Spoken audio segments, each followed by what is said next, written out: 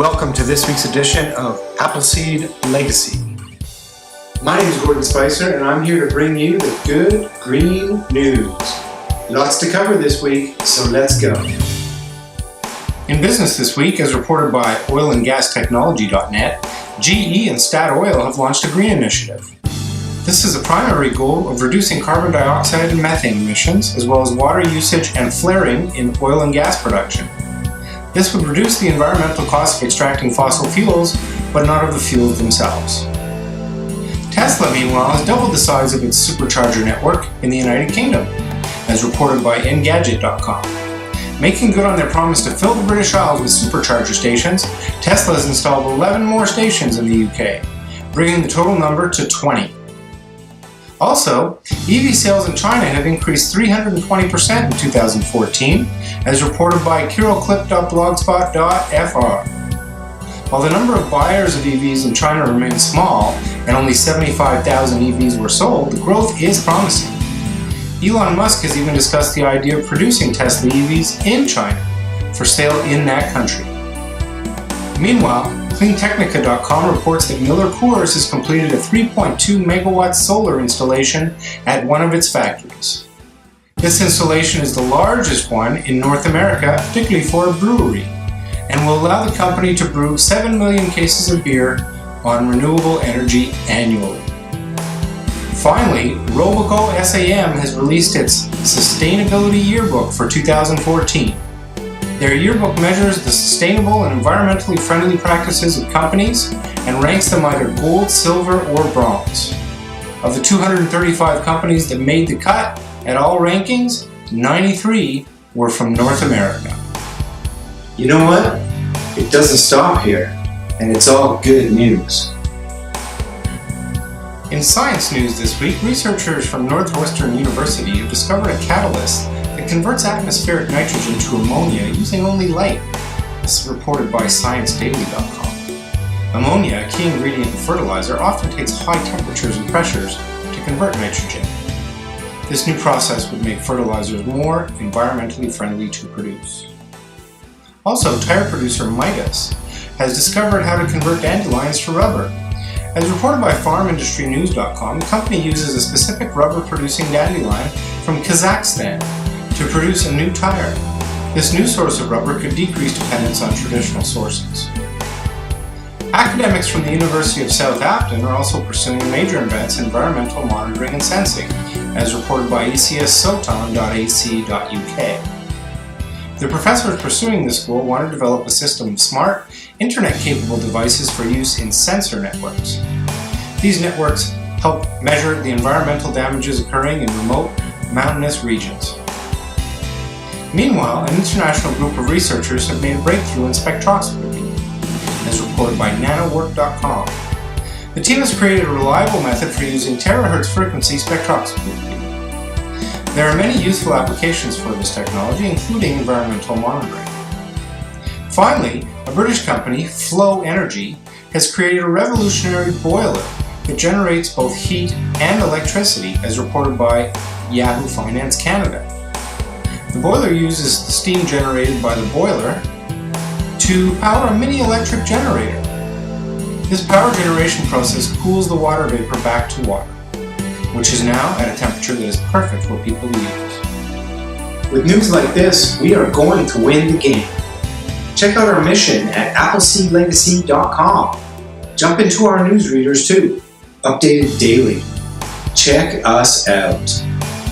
In society news this week, according to thehill.com, Norway has announced plans to cut its greenhouse gas emissions 40% by 2030. This cut in emissions will bring Norway in line with the goals of the European Union. The plan will also be part of Norway's contribution to the UN Climate Change Summit. Meanwhile, the Splore Festival, ranked one of the greenest festivals on the planet, is aiming to become more environmentally friendly, as reported by nzherald.co.nz.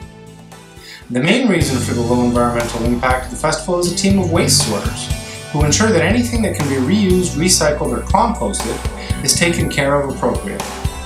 The festival held last year managed to keep 73% of refuse from entering landfills. Meanwhile, according to PowerSource.postgazette.com, Obama has proposed a $4 billion fund to be given to states that exceed the administration's climate change goals.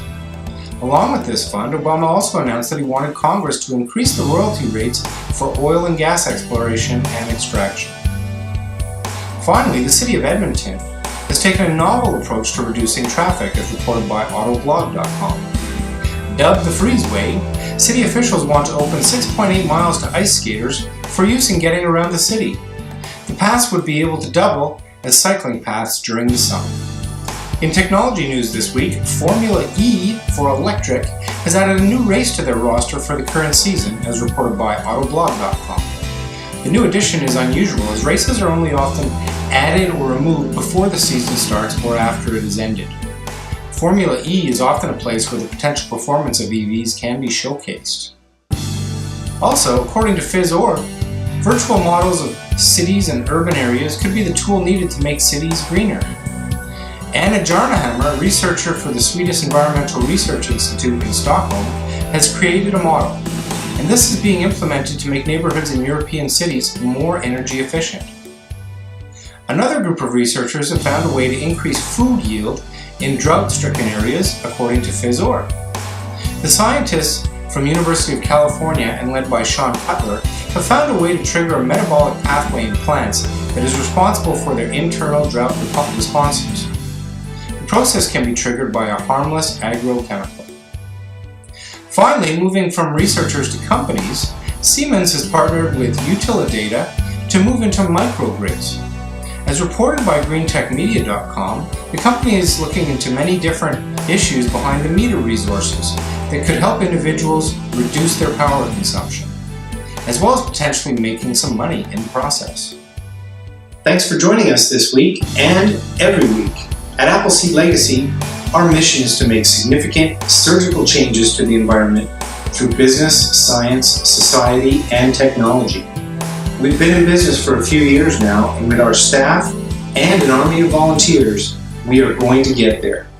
Join us on this mission. Tell your friends, and check out our website, appleseedlegacy.com. In 2015, our mission will be expanding significantly. Why don't you hop on the bus? We are going to win this game, the good green game.